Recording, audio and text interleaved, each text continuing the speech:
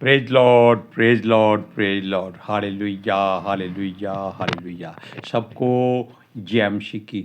परमेश्वर, हमारा परमेश्वर जो सबका परमेश्वर है, वो अपनी मर्जी से, हमारी इच्छा से, हमारी उम्मीद से बढ़कर हमको हर वस्तु मुहैया कराता है। हालेलुया।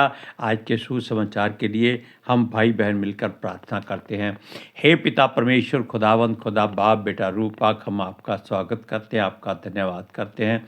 दिन भर आपने संभाल के रखा, आपका धन्यवाद हो। आपने हर वो खुशी महसूस कराई और सब हर वस्तु मुहैया कराई जिसकी हमें ज़रूरत होती है। अब आपने रोज़ की तरह हमें वचनों में भरपूर किया है, इसलिए हम आपका धन्यवाद करते हैं। और रोज़ की तरह जो वचन आपने दिए हैं हम उनका प्रचार करेंगे। लेकिन हम पितर आत्मा से विनती करते हैं कि वो आए और हमारे मुख से अपने वचनों को बोलें, ताकि ये वचन धरती की छोर तक उनके स्वर्गदूत लेके जाएं, लोगों के हृदयों में इस वचनों को बीज बनाकर बीज दें, ताकि वो फलदार पेड़ बन जाएं और धरती की छोर तक यीशु मसीह के गवाह ठहरें और वो सच्चाई को जाने और सच्चाई उनको आज़ाद करे। मेरी विनती जीसस के समर्थी जलाली कदूस जीवित और पवित्र नाम में मांगते हैं, सुनो और कबूल करो। आमीन। Hallelujah, praise Lord. अब आपको एक बात बताते हैं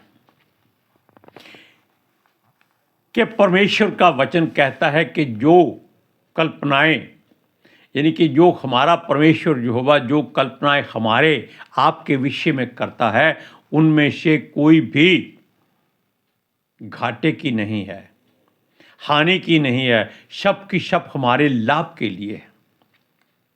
केवल हमारा विश्वास उन पर से कम हो जाता है।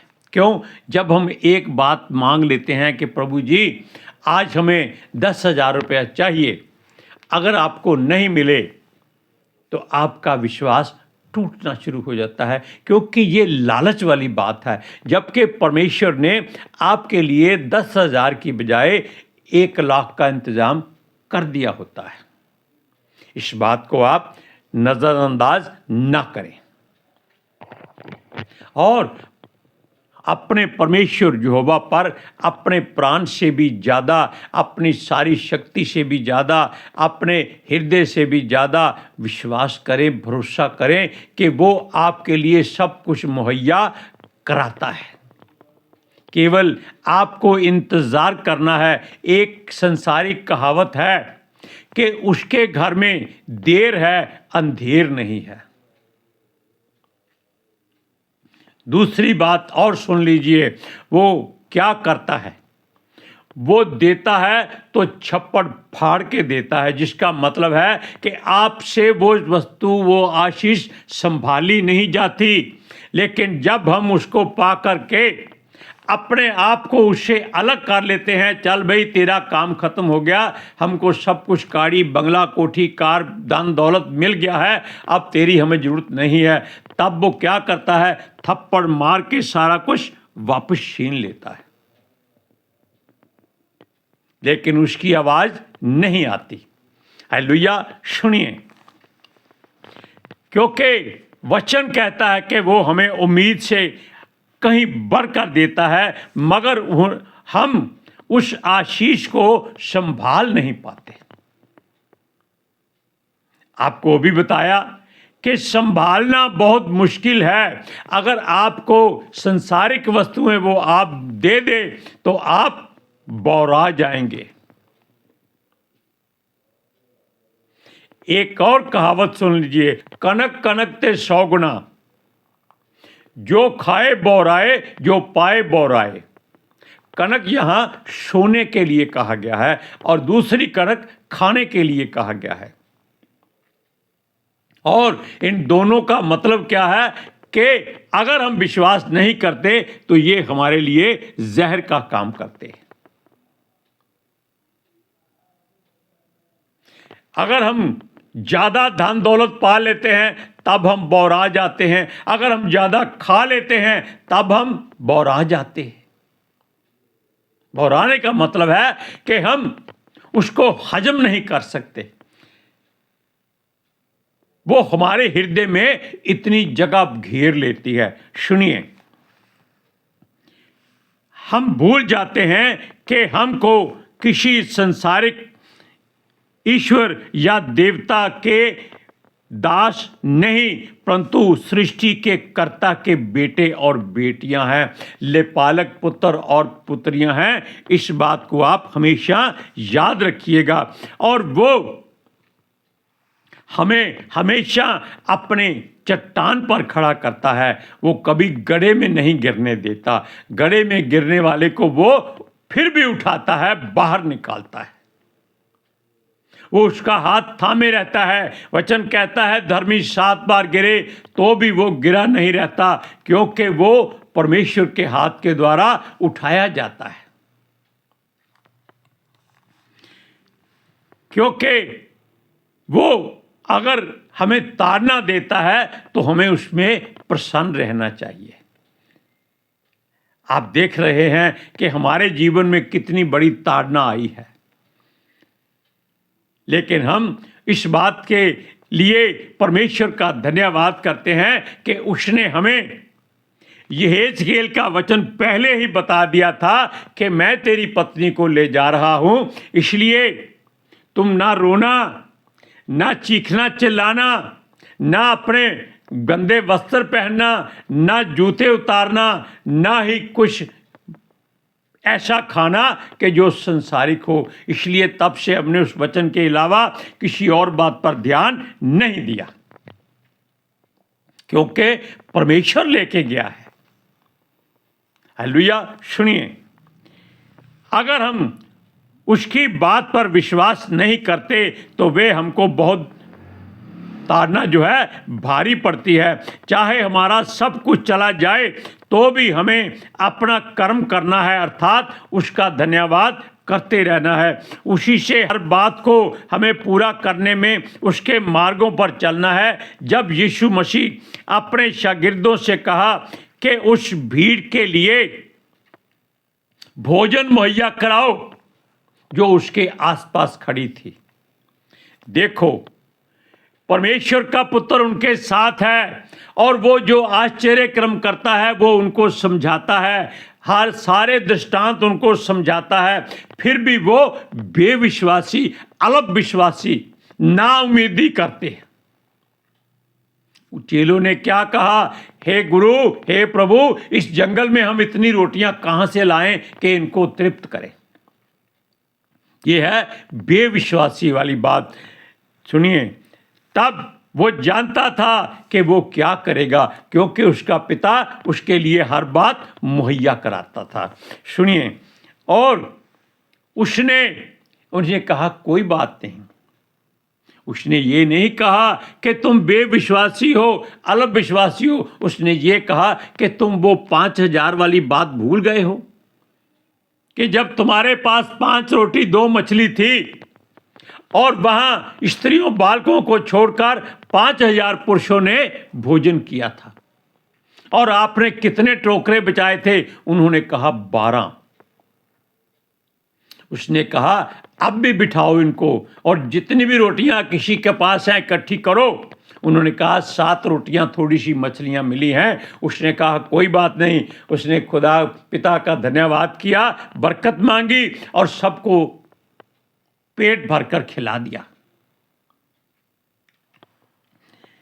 यह बात यीशु ने अपने आप को साबित करने के लिए नहीं कही थी, लेकिन यह साबित करने के लिए कहा था कि अगर आप परमेश्वर पर विश्वास करेंगे तो वो अपने स्वर्ग से आपकी हर इच्छा को पूरी करने की सामर्थ्य रखता है।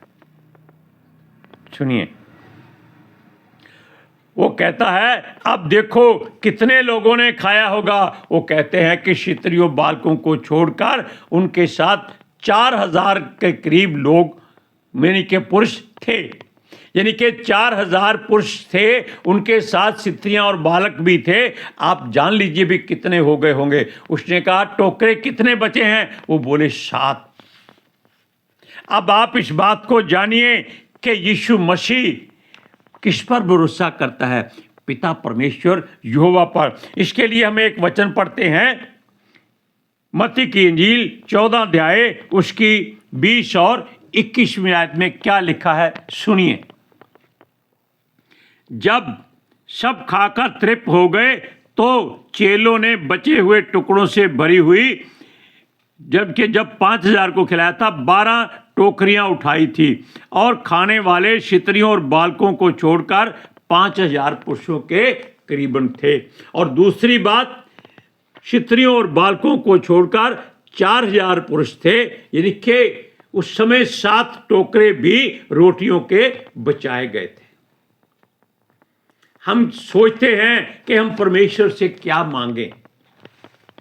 आप कुछ मत मांगिए, कभी मत मांगिए, क्योंकि वो जानता है आपको क्या चाहिए। यानी कि जो संसारिक वस्तुएं आपकी हैं, हर रोजमर्रा की जरूरतें हैं, वो जानता है कि आपको कब, कहां, कितनी, कैसे और क्यों चाहिए, और वो मुहैया करा देता है। Hallelujah, praise Lord. सुनिए, चेले फिर भी उसको पहचान ना सके। जब उसने झील में आंधी और पानी को रोका, वो थम गए।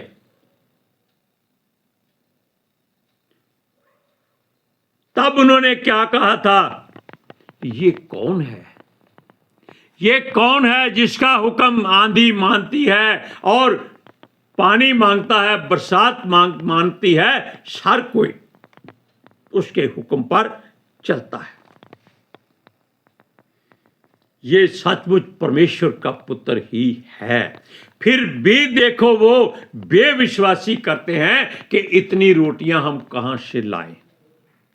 सुनिए,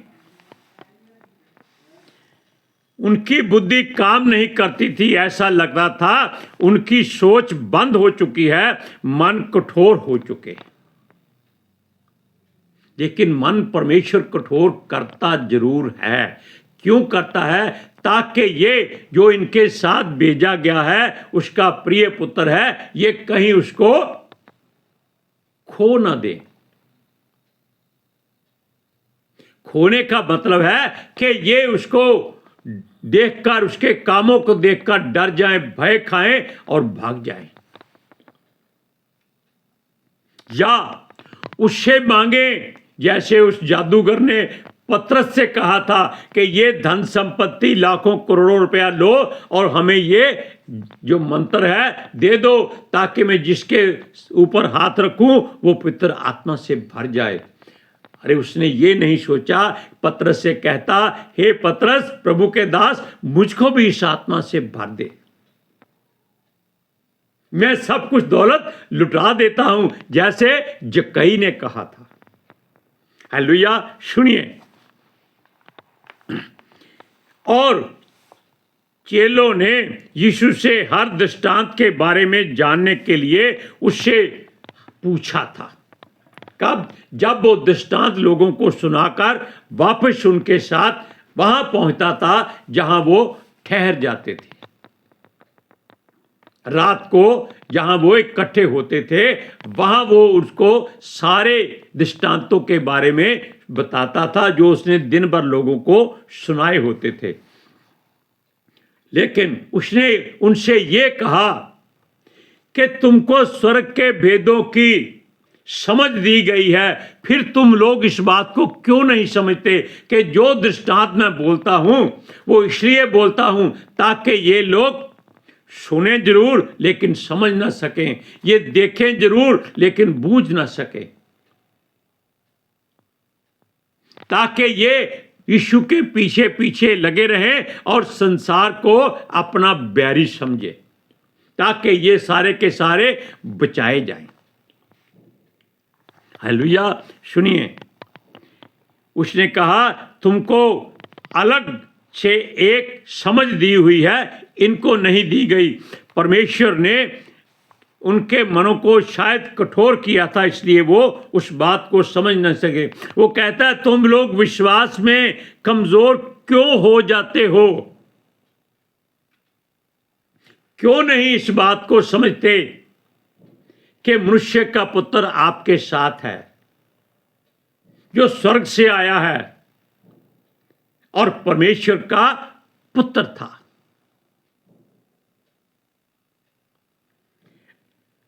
अभी हमने सूरज परमानी का एक वचन पढ़ा, सुना। उसने कहा कि देखो पितर आत्मा जी आपके साथ हैं।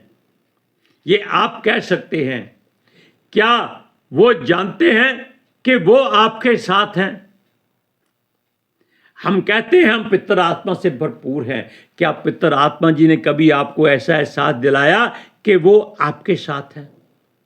हम किसी भी अमीर को कह देते हैं भाई ये मेरा रिश्तेदार है, उससे पूछकर देखो वो जोर से थप्पड़ मारेगा, मैं तो तुझे जानता तक नहीं। ऐसा ही होता है। लेकिन पितर आत्मा जी मारते नहीं हैं, वो बहुत प्रेम करते हैं। वो केवल इंतजार करते हैं कि जैसे ये मुझे अपना कह रहा है, अगर ये अच्छे काम करे तो मैं भी इसको अपना कहूं।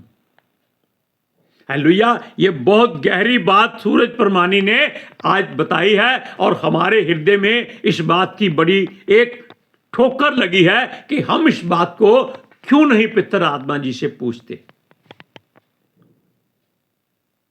हम प्यार करते हैं, वो भी प्यार करते हैं, लेकिन जिस भाव से उसने बात कही है ये बात अलग है।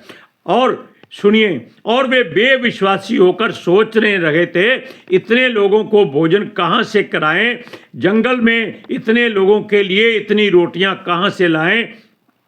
तब यीशु ने, जो हमने आपको पहले बताया, उनसे कहा कि रोटियां कितनी हैं, इकट्ठी करो, देखें क्या हम इनको खिला सकते हैं। और वो 7 रोटियां तो थोड़ी सी मछलियां लेके आए, प्रभु इनसे तो कुछ नहीं बनेगा, यही हमारे पास है। उसने उनके मुंह की ओर देखा कि देखो ये परमेश्वर के पुत्र के पास खड़े हैं, फिर भी ये अल्प विश्वासी हैं, बेविश्वासी हैं, ना उम्मीदें हैं, लेकिन ना शुक्रे नहीं हैं, क्योंकि वो उसके साथ अपना घर बार छोड़कर आए हुए थे। ना शुक्रे वो होते हैं जो परमेश्वर से आशीष पाकर जाके अपने बाबियों के आगे माथा टेकते हैं कि उसने कुछ नहीं किया, जो किया तुमने किया है। वो लोग ना शुक्रे होते हैं। सुनिए, तब यीशु मसीह ने भी पहले की तरह उनको पंक्तियों में बिठाकर वो 7 रोटियां और मछलियां बांट दी और सारे खाकर तृप्त हो गए। चेले फिर भी इस बात को ना समझ सके कि ये रोटियां कहां से आ रही हैं, क्योंकि उसने बरकत मांगी थी और परमेश्वर हर बात को मुहैया करता है। केवल हमें उस पर विश्वास करना है, भरोसा करना है, अपने से ज्यादा सारे मन से, सारे प्राण से और सारे हृदय से, ताकि हम इस बात को जान लें कि जो कुछ वो हमारे लिए करता है वो हमारे भलाई के लिए है, कोई हमारी हानि के लिए नहीं है, क्योंकि उसके घर में किसी बात की घटी और कमी नहीं है। दुआ हमेशा मांगो, हे खुदा, हे पिता, हम तेरे पुत्र जीसस के वचन के अनुसार उसके नाम से मांगते हैं कि हमारे आसपास रहने वाले सब लोग, चाहे वो कुछ भी हो, किसी भी धर्म मजहब के हो, किसी के घर में किसी बात की घटी कमी ना हो। अपने स्वर्ग की खिड़कियां खोल, सबको दे। हम तो रोज दुआ करते हैं कि हमारे गांव में हर जन करोड़पति हो। क्यों? इसलिए कि जहां उनका धन होगा वहां उनका मन होगा और वो दूसरे के साथ झगड़ा क्लेश नहीं करेंगे। जब वो करेंगे तो परमेश्वर उनको इस दरवाजे पर लाएगा कि जाओ, वहां मेरा सेवक है, उससे प्रार्थना कराओ। ये परमेश्वर, यही बात पवित्र आत्मा जी से आपको उम्मीद रखनी है। हालेलुया। वचन को पढ़िए, मत्ती की इंजील 15 अध्याय उसकी 32 और 33वें आयत में आप आपको पढ़कर सुनाते हैं। 32 और 33वें आयत में सुनिए, यीशु ने अपने चेलों को बुलाया और कहा, मुझे इस भीड़ पर तरस आता है, क्योंकि वे 3 दिन से मेरे साथ हैं और उनके पास कुछ खाने को नहीं है। मैं उन्हें भूखा विदा करना नहीं चाहता, कहीं ऐसा ना हो वे मार्ग में थक कर रह जाएं। चेलों ने उससे कहा, हमें इस जंगल में कहाँ से इतनी रोटी मिलेगी कि हम इतनी बड़ी भीड़ को तृप्त करें। अरे आपके साथ परमेश्वर का पुत्र है, यानी कि परमेश्वर ही है। यूहन्ना की इंजील के मुताबिक कि आदि में परमेश्वर था, परमेश्वर वचन था और वचन ही परमेश्वर था, वचन परमेश्वर के संग था। इसका मतलब यीशु मसीह ही परमेश्वर है, क्योंकि वो ही देहधारी होकर धरती पर आया और ज्योति बनकर आया था। हालेलुया। आज हम मिलकर भाई बहन प्रार्थना करते हैं। हे पिता परमेश्वर खुदावंद खुदा, आप हमारे लिए एक मुक्ति का द्वार हैं और हमारे सारे काम आप अपनी इच्छा और युक्ति से करते रहे। हमें आप पर भरोसा है, हम इस बात पर विश्वास करते हैं कि आप हमें हर वस्तु मुहैया कराते हैं।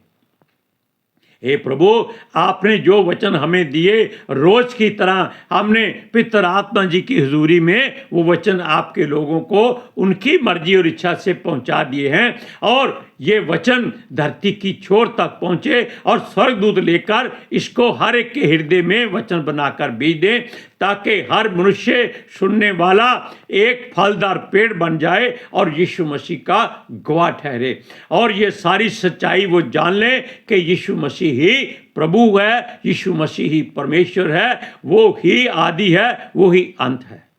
हालेलुया। मेरी विनती, मेरी प्रार्थना स्वर्ग में यीशु मसीह के जलाली कदूस और जीवित नाम में पहुंचे, सुनो और कबूल करो।